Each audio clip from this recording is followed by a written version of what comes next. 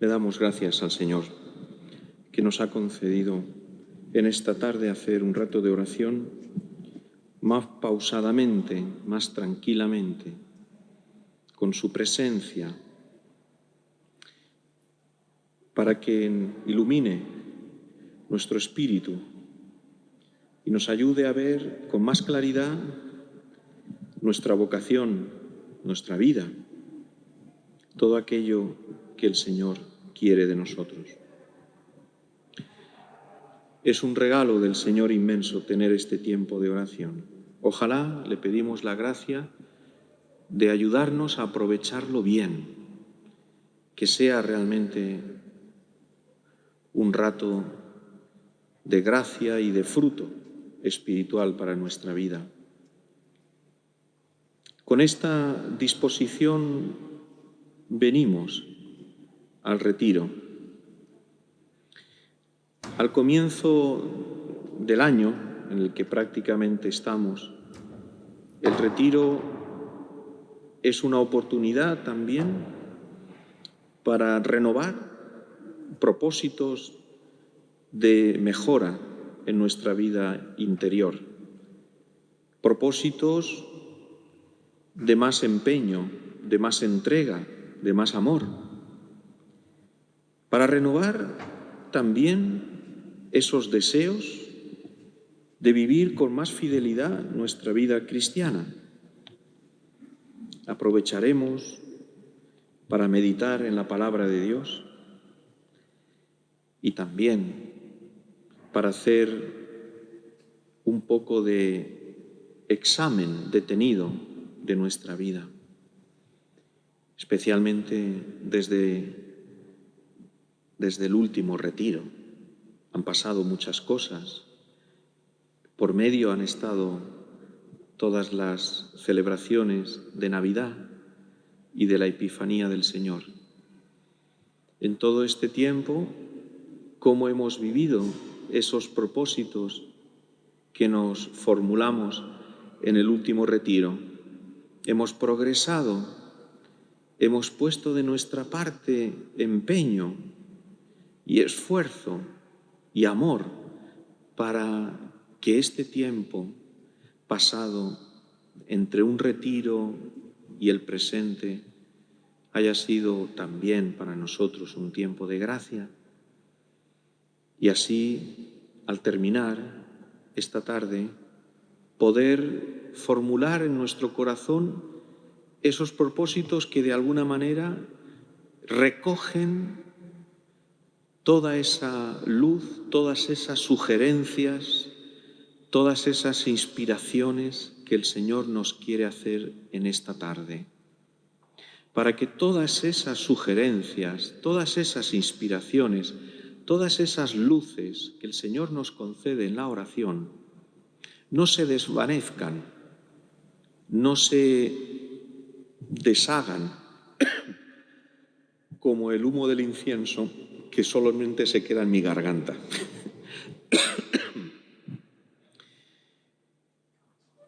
No podemos dejar que esa gracia del Señor desaparezca sin dejar fruto, sin dejar huella en nuestra alma. Por eso necesitamos concretar propósitos que en definitiva son deseos concretos de más fidelidad, de más entrega. Hay que tener en cuenta también que cuando en nuestro corazón aflora un propósito, no es solamente cosa nuestra, sino que de alguna manera también el Señor nos lo está sugiriendo. También esto viene del Señor. No se trata de que yo lo he visto con mis propias luces, sino que también respondiendo a esa luz propia del Señor que nos ilumina, entonces descubro y veo que el Señor me quiere llevar por ahí. Y qué importante es en nuestra vida cristiana la docilidad al Señor.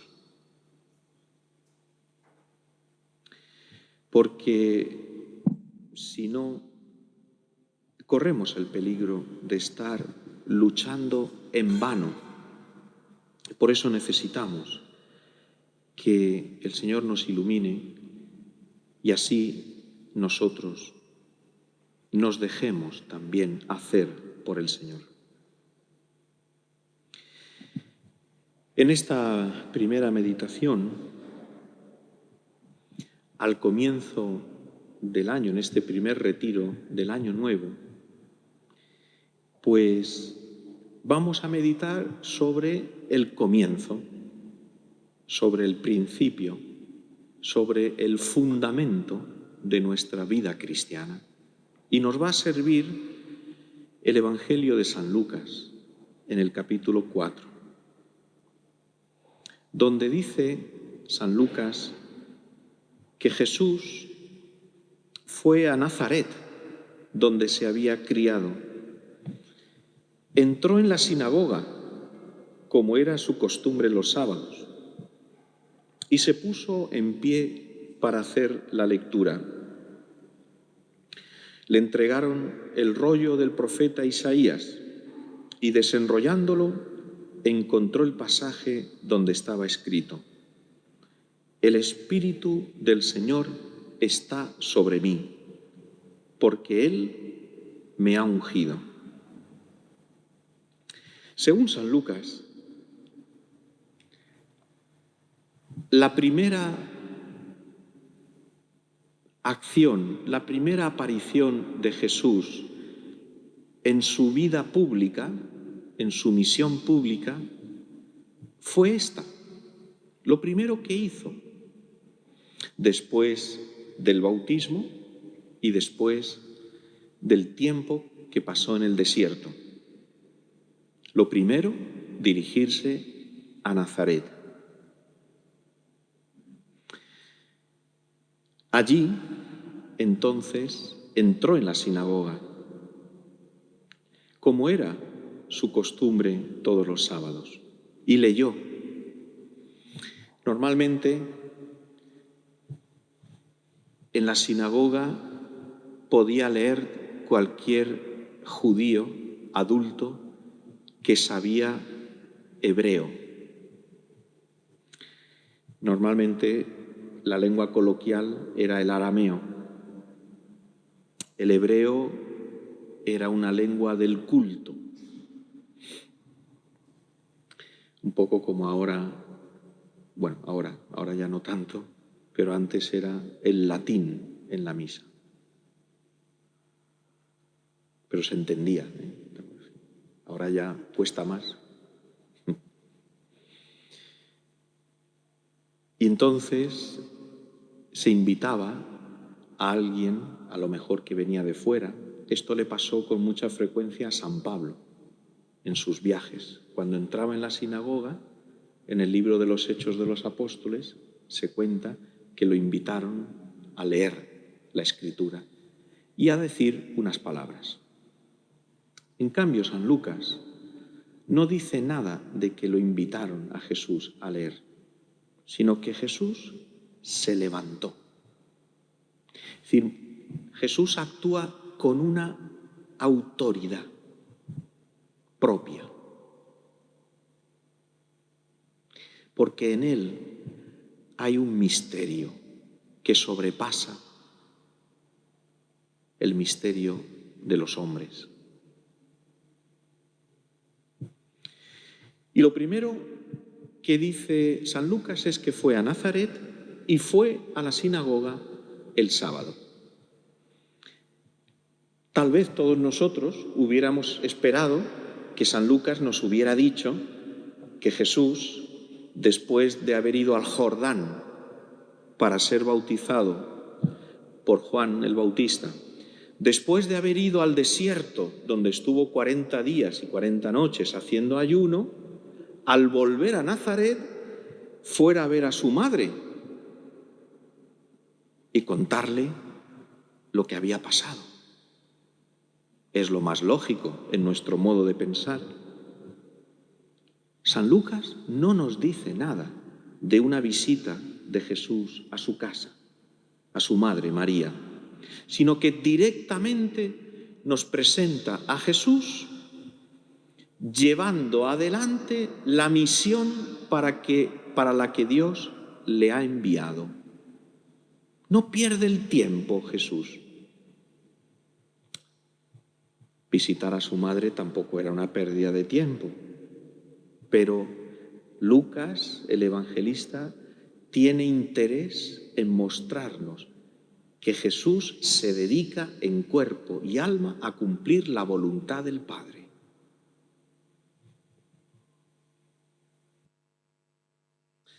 ¿No recuerda esto aquel encuentro entre Jesús con la samaritana? Sus discípulos habían ido al pueblo a comprar algo de comer y Jesús se quedó en el pozo de Sicar él solo. Y llegó la samaritana y tuvo ese diálogo tan extraordinario. Cuando llegaron los discípulos, le insistían a Jesús en que comiera, porque ya era tarde y llevaba todo el día sin comer.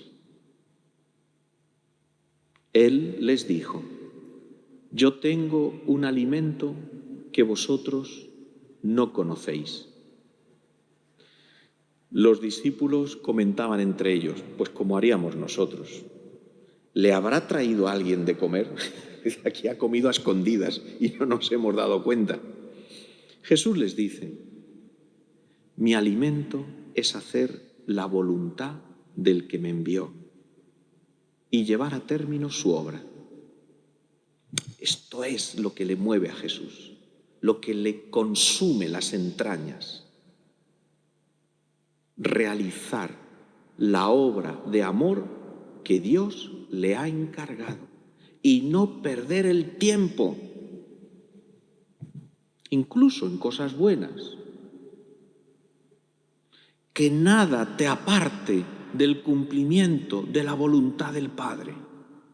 Que nada te despiste, que nada te distraiga.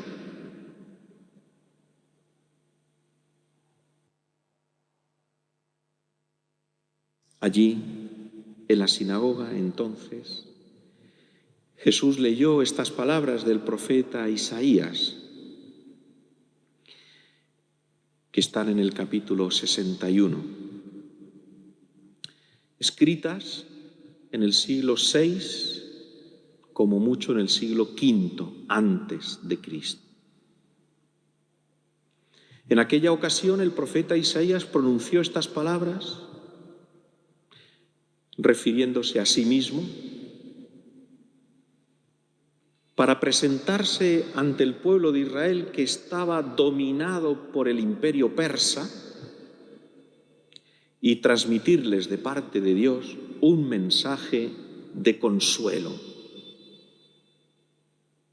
El profeta anuncia al pueblo de Dios que ha llegado el tiempo de la misericordia, de la bondad de Dios, el tiempo de gracia en el que se va a restaurar la alianza de Dios con su pueblo, y de que todos aquellos que han sido sometidos y se encuentran oprimidos y esclavos, e incluso que han perdido su dignidad, recuperarán el honor y la dignidad que poseían.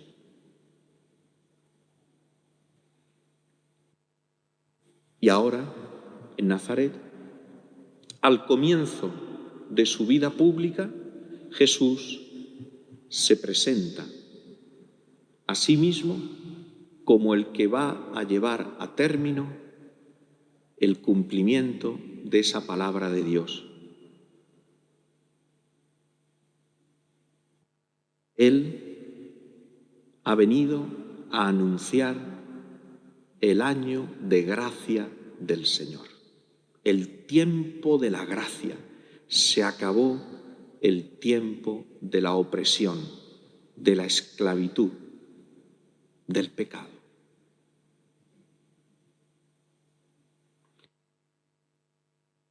Y antes de eso, como había hecho el profeta Isaías, se presenta a sí mismo como lleno del Espíritu Santo. El Espíritu del Señor está sobre mí, porque Él me ha ungido.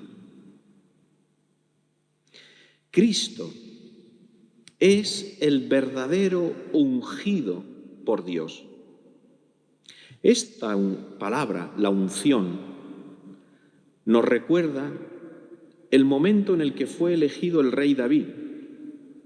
Lo hemos leído en una de las lecturas de estos días entre semana.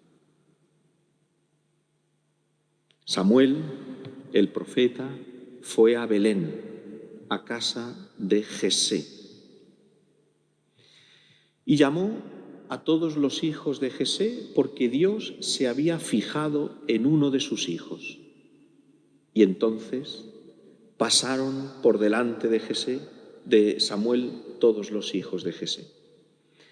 Y Samuel vio al primero alto, fuerte, grande, poderoso, y dijo: seguro que es este. ¿Quién otro puede ser el rey de Israel? El más grande, el más fuerte, el más valeroso. Y Dios le dijo: no, tú te fijas en las apariencias. No es ese el que yo he elegido. Claro, nosotros tenemos una mirada humana, vemos las cosas desde fuera y no entendemos. Dios tiene otra mirada, Dios se fija en el corazón. Lo deberíamos ya de saber. Dios no se deja impresionar por el poder humano, por las fuerzas humanas, por la capacidad humana. Dios solo se deja impresionar por nuestra humildad. Proclama mi alma la grandeza del Señor, porque se ha fijado en la humildad de su esclava. Y nosotros nos empeñamos en presentarnos delante de Dios con todos nuestros adornos. Y eso puede estar bien para una fiesta aquí, en algún bar, en algún restaurante, pero delante de Dios. La humildad.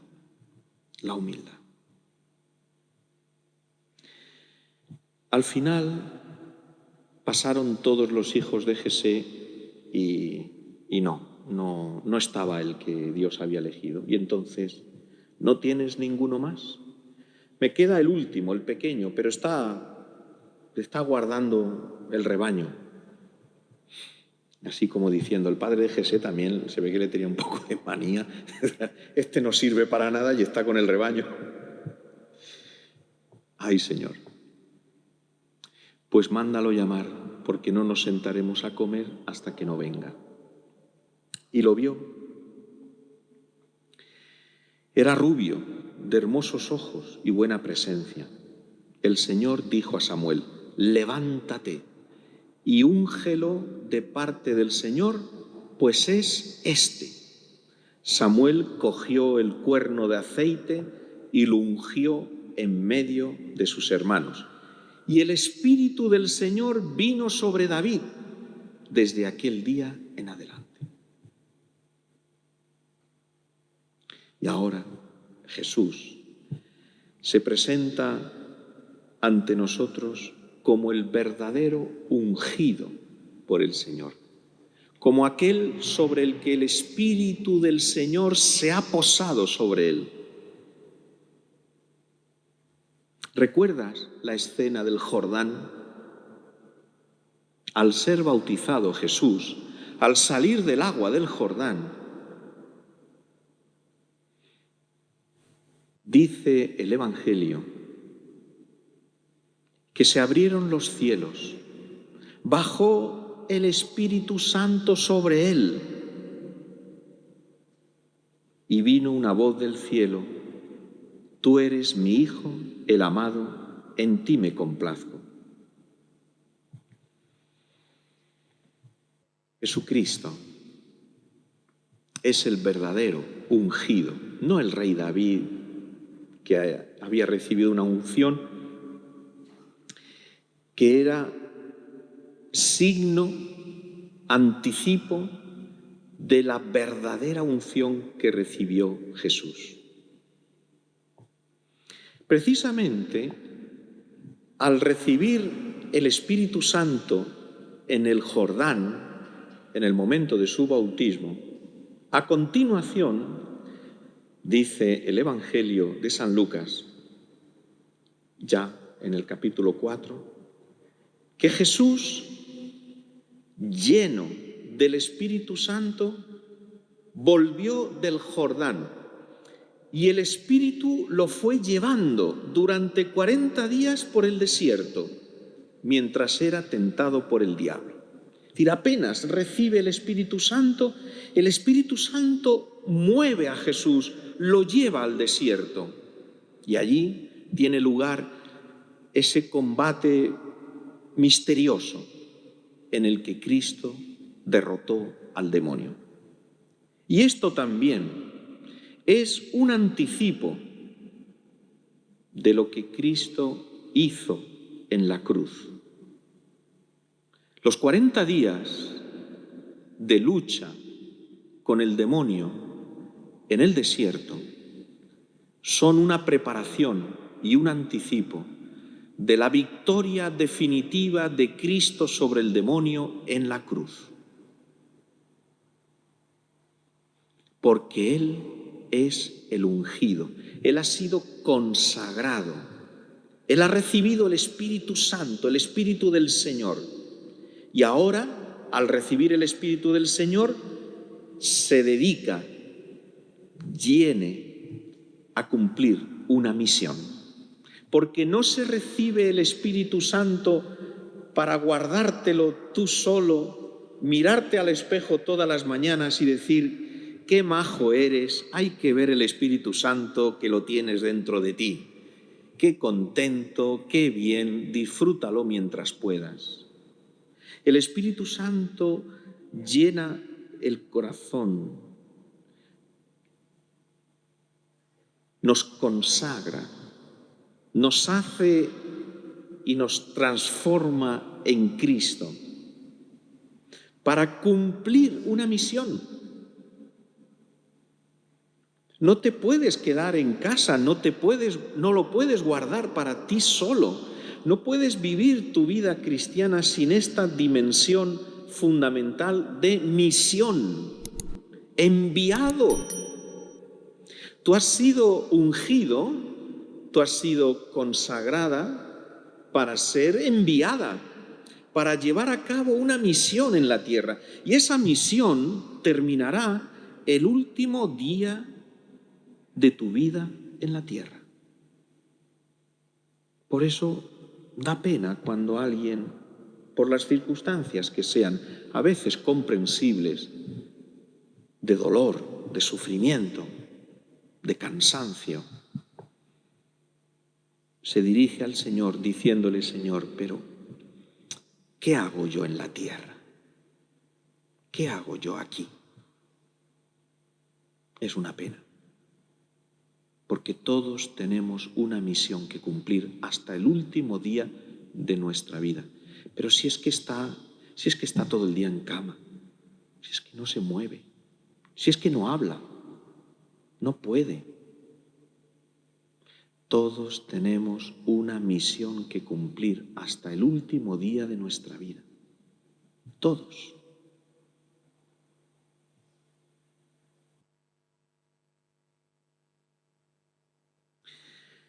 Al final de su vida, Jesús, en lo alto de la cruz, dando un fuerte grito, entregó el Espíritu. Y en Pentecostés, el Espíritu de Cristo se derramó por toda la Iglesia, por todo el mundo, como un perfume maravilloso y bueno, no como algunos perfumes que dan, en fin, como un perfume maravilloso que se difunde con su fragancia y enamora. En Pentecostés, el Espíritu de Cristo se difundió en toda la Iglesia, de tal manera que mientras que en el bautismo del Jordán fue ungido Cristo en cuanto cabeza de la Iglesia, en Pentecostés fue ungida toda la Iglesia, todo el cuerpo de Cristo, no solo la cabeza, sino el cuerpo de Cristo que somos nosotros. Y ya por fin en Pentecostés todos participamos del mismo Espíritu de Cristo.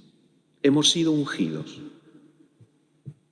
El cristiano, tú que has sido bautizado, has sido ungido por Dios. La unción con el santo crisma en el bautismo y en la confirmación. La unción con el santo crisma. Significa esa unción el don del Espíritu Santo, de tal manera que ese don del Espíritu Santo en el bautismo y en la confirmación te ha transformado a imagen de Cristo, te ha incorporado a Cristo, que Él es el único y verdadero ungido. Hay una identificación con Cristo. El bautizado, tú y yo, por el Espíritu Santo que hemos recibido, somos una nueva criatura en Cristo. Por eso Jesús a Nicodemo le habló de un nacer de nuevo. Y Nicodemo no lo entendía. Pero si yo ya soy mayor, ya soy anciano, ¿voy a nacer de nuevo? No lo había entendido. No lo podía entender tampoco. Es el nacimiento por el Espíritu Santo que te asemeja a Cristo, que te identifica con Él, que te hace una sola cosa con Cristo. Por eso eres cristiano. ¿Qué otra cosa es ser cristiano? Hombre, ser cristiano es el que hace cosas buenas, el que se porta bien, el que lleva una vida honrada. ¿Pero qué pasa? ¿Que un budista no tiene que portarse bien? ¿O un protestante? ¿Que un ateo no tiene que portarse bien? ¿Es que no hay una conciencia humana que te lleva a hacer el bien? Un cristiano es algo más. No puede ser un cristiano solo el que hace las cosas bien, el que se porta bien. Por supuesto que tiene que hacerlo. Pero cristiano se hace en el bautismo. Un niño recién bautizado es cristiano. ¿Y qué hace un niño?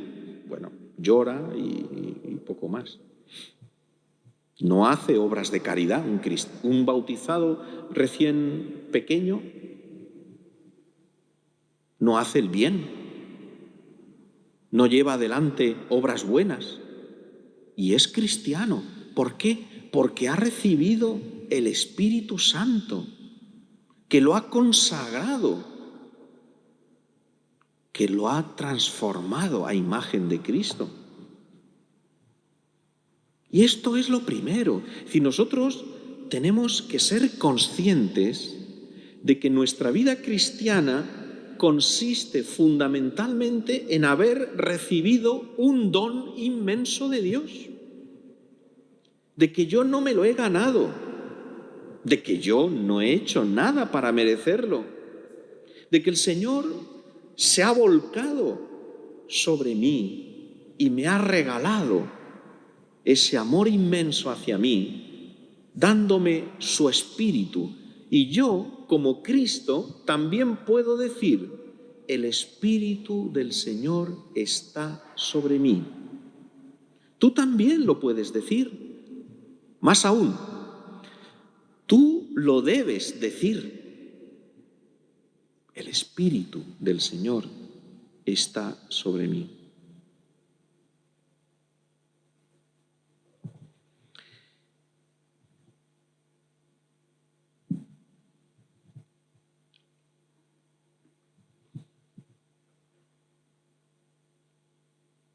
para cumplir una misión. Tú has recibido el bautismo no para tu adorno personal, para tu embellecimiento personal, para tu disfrute personal. Eso sería trágico, porque los dones de Dios se reciben para hacerlos fructificar. ¿Recordáis la parábola de los talentos? Aquel que la enterró, el talento lo enterró y no. Los dones de Dios, las gracias de Dios, el Espíritu de Dios se recibe para hacerlo fructificar. El bautismo es el tiempo de gracia para el cristiano, para que no vivamos ya oprimidos ni esclavos, sino que vivamos en esa vida nueva que Cristo nos ha regalado.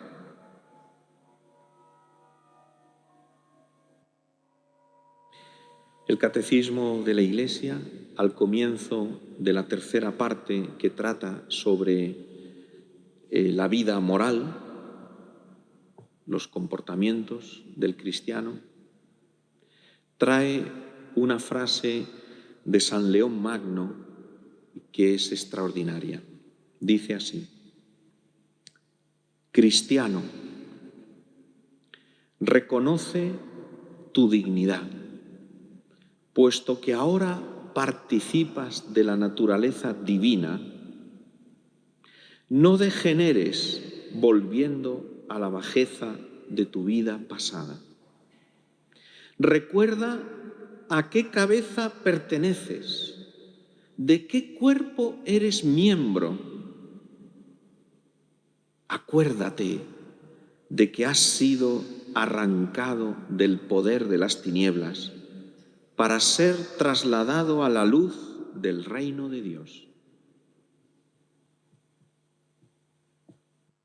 Cristiano, recuerda lo que eres, no lo olvides, tenlo presente todos los días, desde que te levantas por la mañana hasta que te retiras a descansar por la noche. No olvides quién eres, no olvides lo que eres. Recuerda quién te ha salvado. Ten presente la sangre que Cristo ha derramado por ti. Si esto lo tuviéramos presente, si recordáramos con frecuencia cada día cuál es nuestra dignidad como hijos de Dios, si cada día tuviéramos en la memoria y en el corazón el don inmenso que Dios nos ha hecho, seguro que nuestra vida daría un paso adelante, un salto de calidad, de más entrega, de más amor, de más humildad, de más comprensión, de más fe, de más caridad. ¿Por qué tantas veces nos da la impresión de que no avanzamos en nuestra vida cristiana? Porque no recordamos, porque no tenemos presente lo que ha hecho Dios por nosotros, porque no acabamos de darnos cuenta de la grandeza inmensa que significa haber recibido el Espíritu Santo, haber sido ungidos por el Señor. Porque creemos que nuestros defectos, nuestras limitaciones, nuestros pecados son insuperables y no nos damos cuenta de que la gracia de Dios, el don de Dios, el Espíritu del Señor está sobre mí y es más fuerte y más grande que mis limitaciones, que mis pecados, que mis debilidades.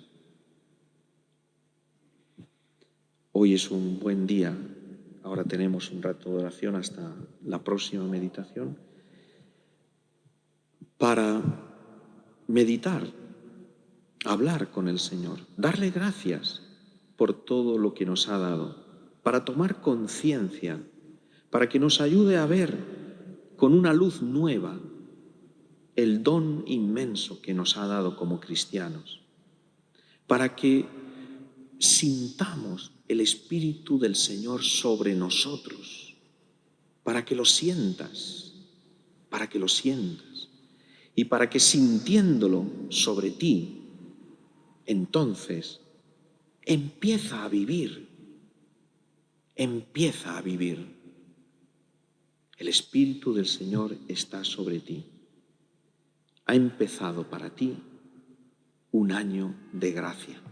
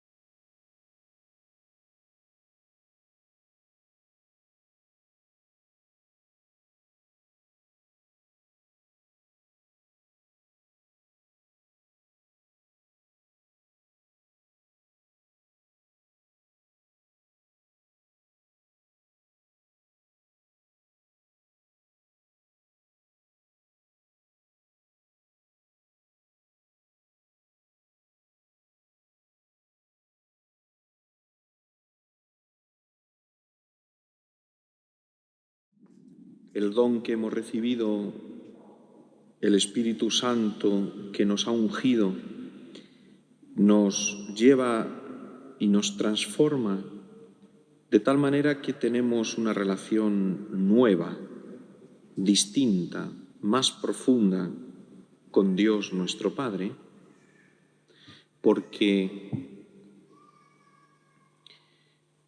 si hemos recibido el don del Espíritu Santo, que nos identifica con Cristo, nos asemeja a Cristo, nos asimila a Él, entonces nuestra relación con Dios tiene que cambiar. De hecho, cambia, porque ahora nos dirigimos a Dios, entramos en relación con Él en cuanto imagen de Cristo que somos. Es decir, Dios nos ve, nos mira y se dirige a nosotros reconociendo en nuestro interior la imagen de su Hijo Jesucristo.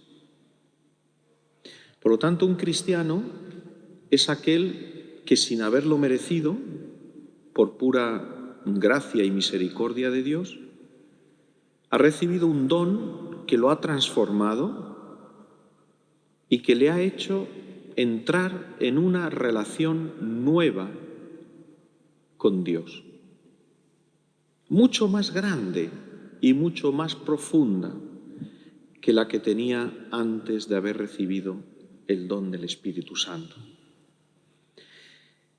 Y por eso, precisamente, porque el Espíritu Santo nos ha transformado, por esa unción que hemos recibido,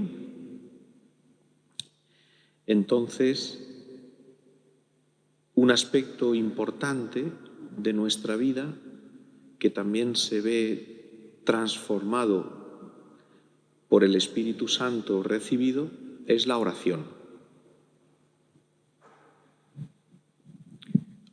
Hoy en día se le llama oración a muchas cosas. Hay gente que piensa que incluso se le llama meditación, quedarse en blanco mirando una pared sin pensar en nada, y ya eso es meditación. Tiene que ser una cosa aburridísima. La oración cristiana es algo completamente distinto. Nosotros vamos a la oración, entramos en oración, no para buscar esa paz y esa serenidad que mucha gente busca en técnicas de relajación. Cuando se hace oración se adquiere la paz de Dios, pero no es lo que se busca directamente, porque en la oración a quien buscamos es a Dios. Y como fruto y consecuencia nos viene la paz.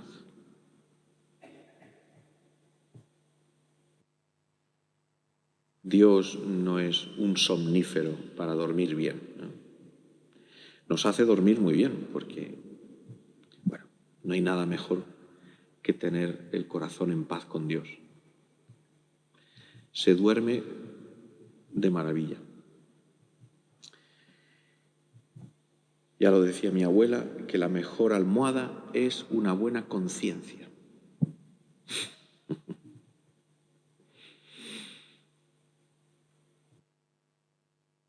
Eso no es oración.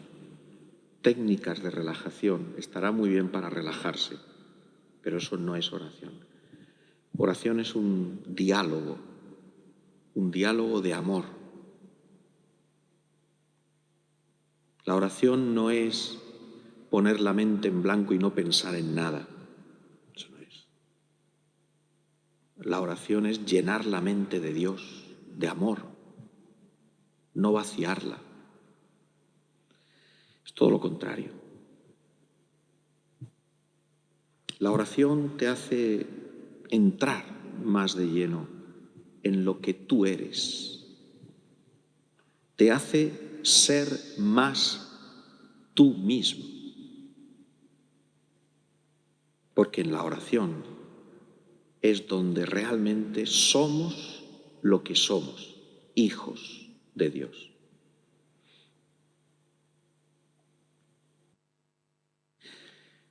Para esta meditación en la que vamos a meditar sobre la oración, precisamente, nos va a servir de guía un pasaje del Evangelio de San Lucas también, que está en el capítulo 11.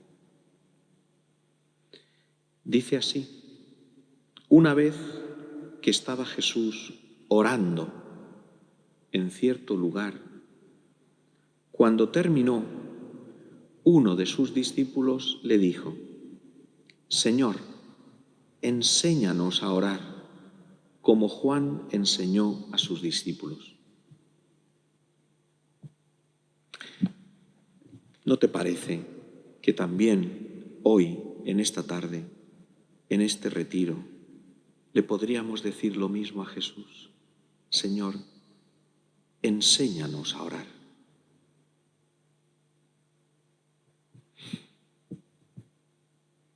Sabemos orar, más o menos, mejor o peor. Tenemos una idea. A veces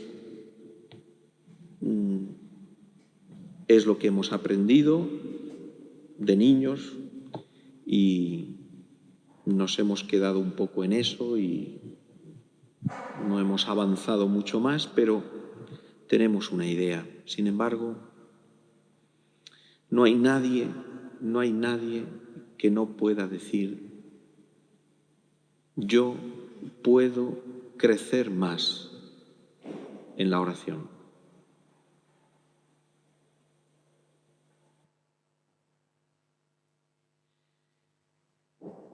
Cuando a veces yo voy a confesar y el sacerdote me pregunta: ¿haces oración?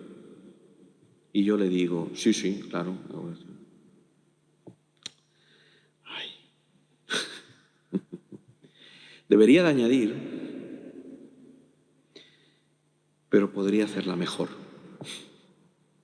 Podría hacerla mejor.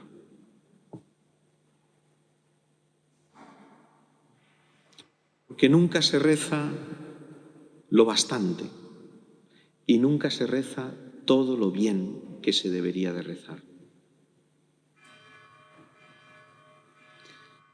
Porque en la relación con el Señor, que eso es la oración, siempre podemos avanzar, siempre podemos progresar, siempre podemos profundizar, porque Dios es inagotable, porque Dios es inabarcable, su amor es infinito, es un océano que no tiene orillas.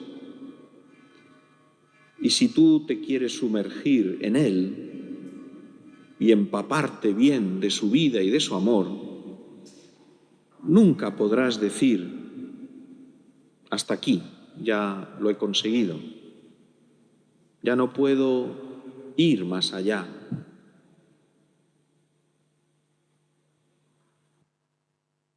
La comida sí, te ponen una paella y al final llega un momento en el que por muchas ganas que tenga y por muy buena que esté la paella, dices, mira, basta, no me pongas más, que no puedo más. En la oración no, no hay límite. ¿O es que somos capaces de ponerle un límite al amor de Dios?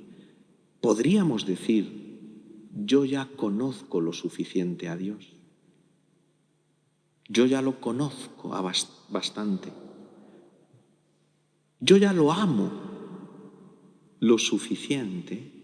¿No puedes más? ¿No puedes progresar más? ¿No puedes crecer más?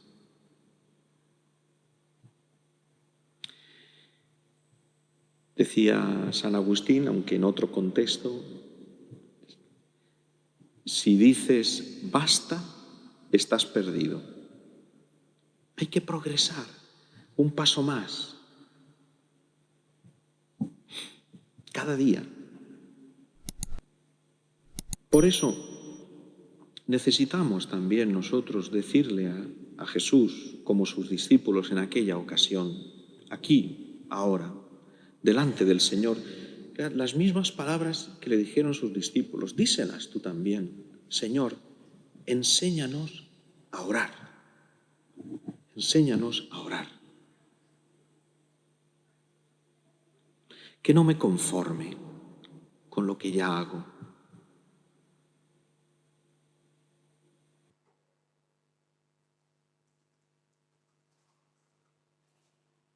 ¿Veis? Dice el Evangelio, lo hemos escuchado, que Jesús estaba orando en cierto lugar. En el Evangelio, de una manera especial, en el Evangelio de San Lucas, aparece con mucha frecuencia Jesús en oración. Es de todos los evangelios el que más lo destaca. Los otros también, pero San Lucas de una manera particular. Jesús estaba en oración.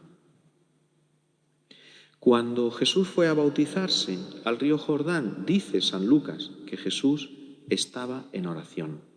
O sea, el bautismo de Jesús tuvo lugar mientras Jesús oraba, es decir, mientras estaba en relación, en diálogo de amor con el Padre.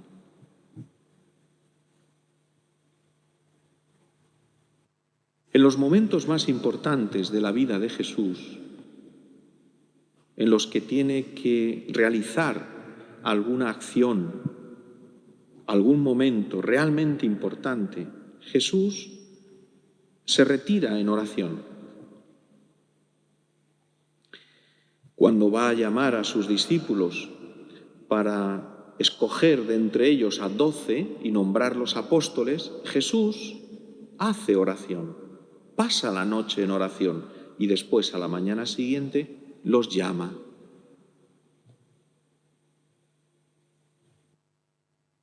En el Evangelio, en distintas ocasiones, por ejemplo, con milagros, cuando resucita a Lázaro, lo primero que hace Jesús es elevar los ojos al cielo, hacia el Padre,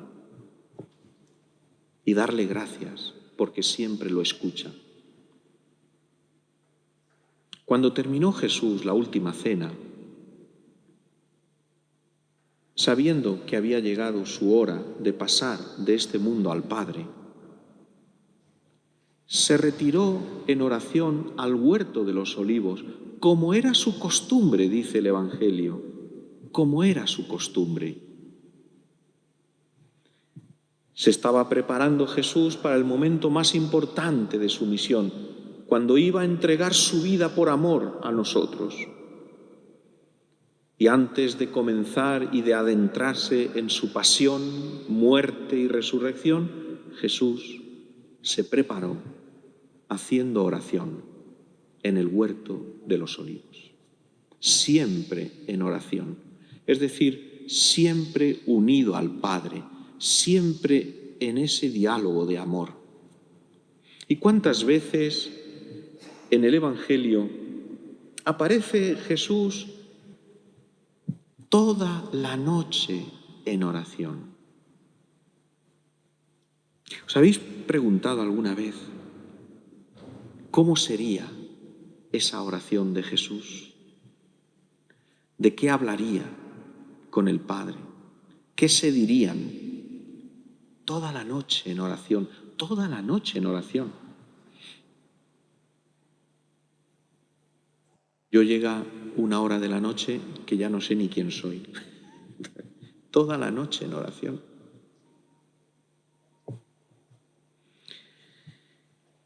Dice el Evangelio de San Mateo, de San Marcos, en el primer capítulo: se levantó de madrugada, cuando todavía estaba muy oscuro, se marchó a un lugar solitario y allí se puso a orar.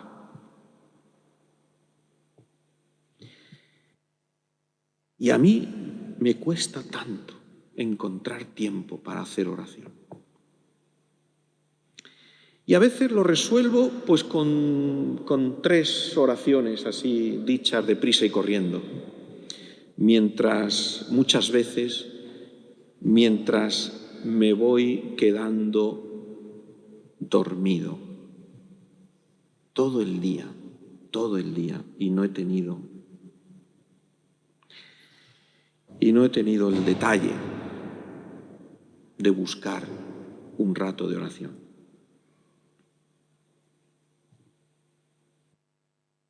Jesús pasaba las noches en oración. En otras ocasiones se levantaba de madrugada y siempre que tenía que hacer algo importante, lo preparaba con la oración. Siempre. Nos da ejemplo Jesús, nos da ejemplo. Por eso en esta tarde también pídele al Señor la gracia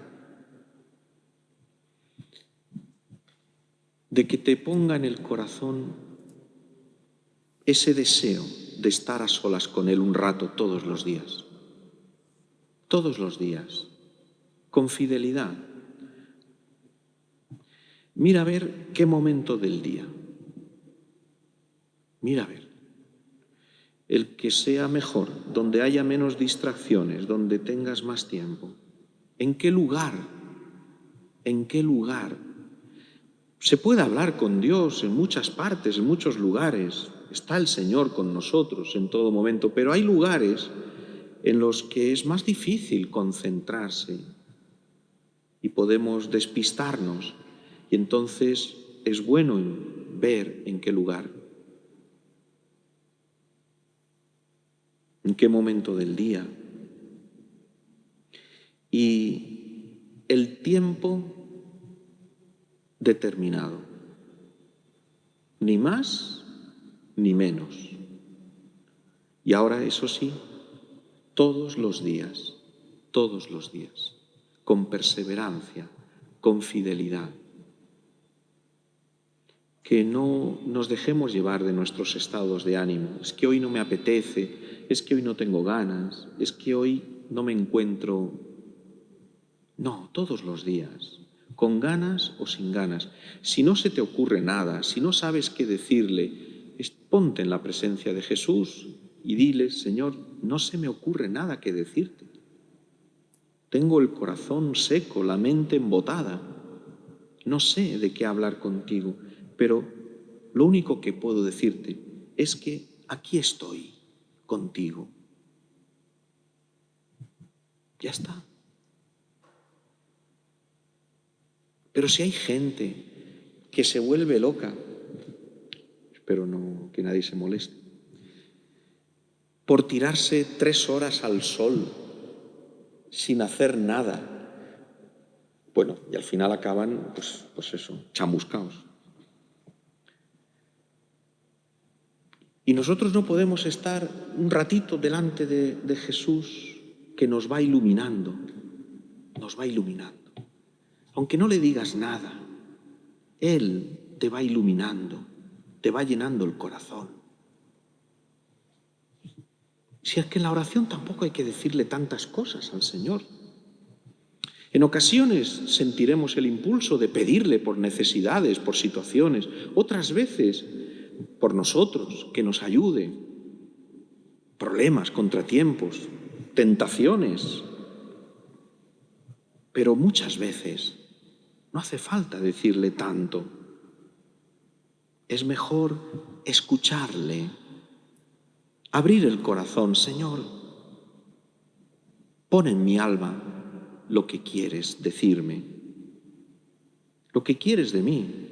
Ilumíname, hazme ver con claridad lo que tengo que hacer en mi vida, cómo tengo que comportarme, cómo tengo que conducir mi vida, cómo tengo que ser. Llena de contenido personal tuyo ese rato de oración con Él. Llénalo de contenido, llénalo de tu vida. Habla con Jesús de lo que te pasa, de lo que sientes, de lo que te gustaría, de tus dificultades. Y siempre y por encima de todo, deja que el Señor te ilumine, te corrija. Que el Señor te pueda decir, esto está mal, tienes que mejorar, no puedes abandonarte, no puedes dejarte llevar. También. Y así, la oración de cada día será ese momento especial, deseado. ¿Qué ganas tengo, Señor, de estar contigo, de hablar contigo, de escucharte?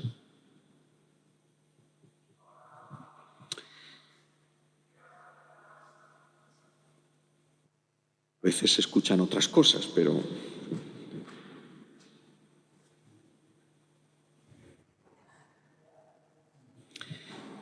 una cosa importante,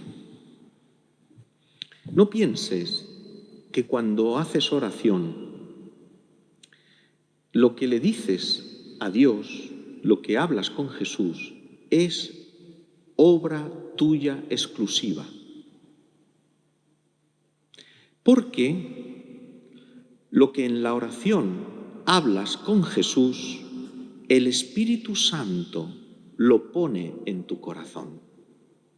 Porque también el Espíritu Santo pone en nosotros aquellas palabras que quiere que hablemos con Jesús y que le dirijamos a Él. En el texto que hemos escuchado al principio, cuando los discípulos le dicen a Jesús, Señor, enséñanos a orar, Jesús les respondió lo siguiente. ¿Qué les respondió? Cuando oréis, decid, Padre, santificado sea tu nombre. ¿Veis? Padre. Es decir, la oración del cristiano es una oración de un hijo con su padre. Es la oración en Cristo, porque Cristo es el Hijo de Dios. Por lo tanto, nuestra oración es una oración en la que entramos en el diálogo de amor de Cristo con el Padre. Nosotros tomamos parte, participamos de ese diálogo de amor entre el Padre y el Hijo. Esa es la oración cristiana. A nosotros nos parece que hablamos con el Señor como si fuéramos y estuviéramos fuera, pero en realidad, al ser cristianos, al orar como cristianos, estamos hablando con Dios desde dentro, porque Cristo, el Espíritu Santo, nos ha asemejado a Cristo, nos ha hecho hijos de Dios y por lo tanto participamos en el diálogo entre el Padre y el Hijo. Esa es la oración cristiana. Y por eso, cuando hablamos con el Padre, el Espíritu Santo nos sugiere también qué cosas decirle al Padre, de qué hablar con Él. Terminaríamos con un pequeño consejo. Es bueno siempre hacer oración con un libro, en la medida de lo posible. Si puede ser, con el Evangelio. Se lee el Evangelio despacio, gustando cada palabra, contemplándola. Y después nos metemos en la escena, como si fuéramos nosotros un personaje más. Y entonces ponemos atención a lo que Jesús dice, cómo les habla, qué cosas les pide. Nos fijamos también en lo que los demás le dicen a Jesús. Hoy lo hemos hecho así. Hemos empezado la oración diciéndole también nosotros a Jesús lo mismo que sus discípulos. Señor, enséñanos a orar.